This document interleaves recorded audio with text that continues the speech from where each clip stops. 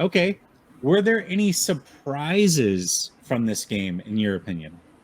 Yeah, we mentioned it, and it's TC. And I'm not talking about Tom Cruise. I'm talking about Tevin Coleman coming out and really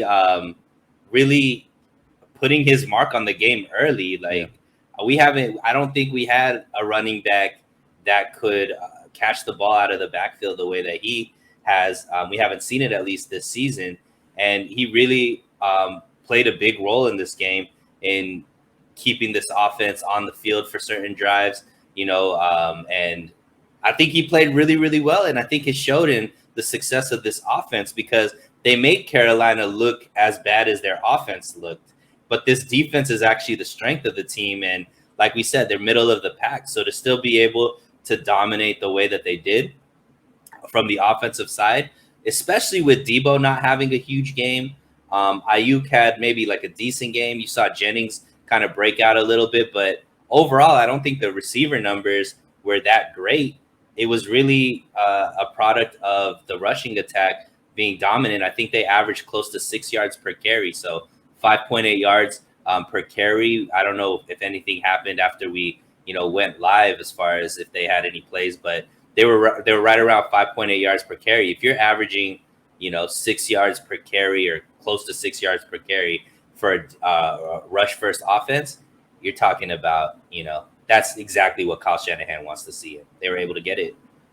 Yeah, 100%. I would also say for me the biggest surprise was Jalen Moore. I thought he played pretty damn good for the most part. There were a couple here or there where maybe he let someone through pretty quick, but overall, I think the strength of the Panthers, that defensive line, I kind of low key expected him to get eaten alive, especially in passing downs.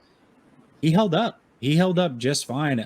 Got to remember, he's a third string left tackle, and left tackle is arguably, I mean, that and center, the two toughest positions along the offensive line. So for a guy who has been kind of a turnstile when he's come in and played, remember when Trent Williams went down, they put him in for a few plays and then they immediately pulled him out Right. And put in and McKivitz. went to McKivitz. McKivitz Right. then went down.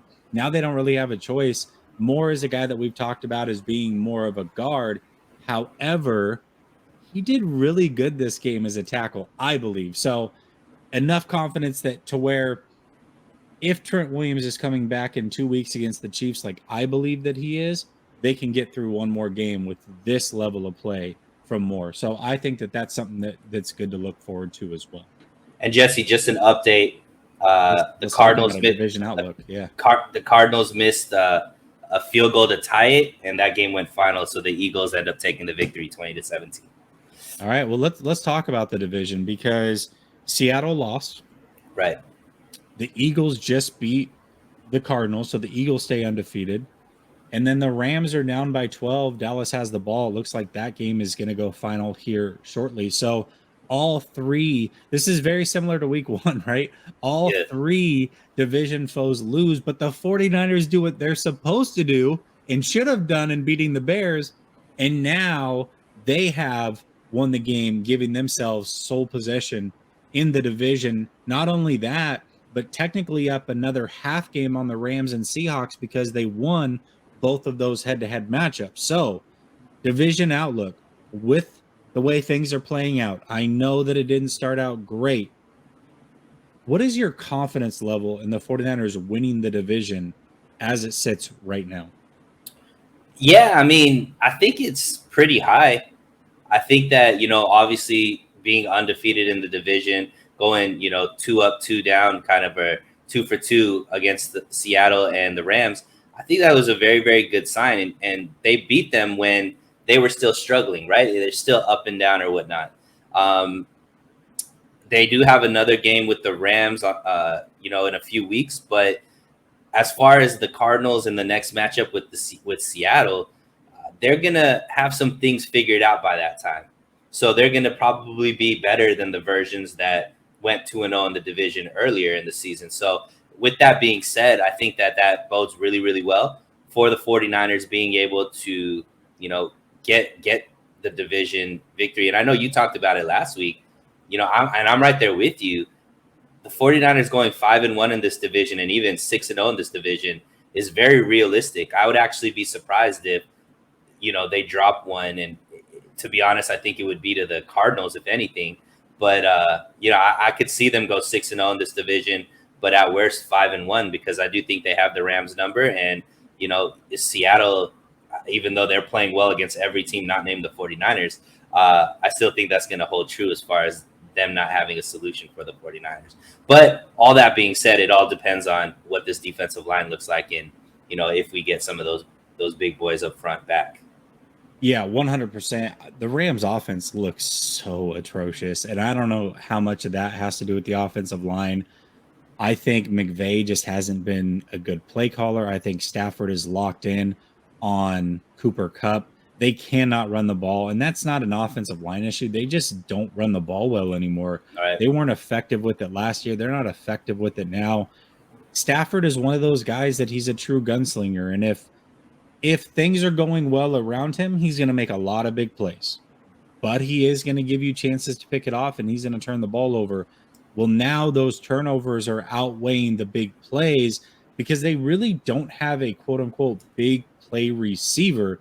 Now, there's a guy out there in Odell Beckham who may be interested in coming back. But if the Rams are, say, 3-5 when he's available to play, does he really want to sign with them, or does he go sign with Buffalo or Kansas City or just another Ravens maybe? Mm-hmm. I don't see any help coming back for the Rams. I thought they were worse going into this season. I think they are clearly not a very good team right now. The Cardinals are going to be getting Hopkins back, so I agree if the 49ers do lose one, it definitely could be to the Cardinals. The Cardinals have been in every game. Things have gotten interesting. Hopkins is a big-time addition that they are going to have for both of those games against the 49ers. That said, I feel very confident with the division. And even at 9-8, this team's probably going to win the division. The NFC West just is not very good right now. The NFC as a whole is not very good. The 49ers have a ton of injuries, and we're going to talk through all of those. But they really have a whole season to get right and get healthy entering the playoffs, because it's not going to take a lot to make the playoffs, in my opinion. Right. I agree. Flav says, no chance Jimmy will be here next year. Either he doesn't win a Super Bowl and fans run him out of town. I don't think we have anything to do with it. I just want to be clear about that. I think Shanahan has proven that he will do whatever he wants to do, regardless of what the thoughts of fans are. Or he does, and he's too expensive. Gotta enjoy watching Jimmy while we have him. Let's go. That's a party of one, Flav.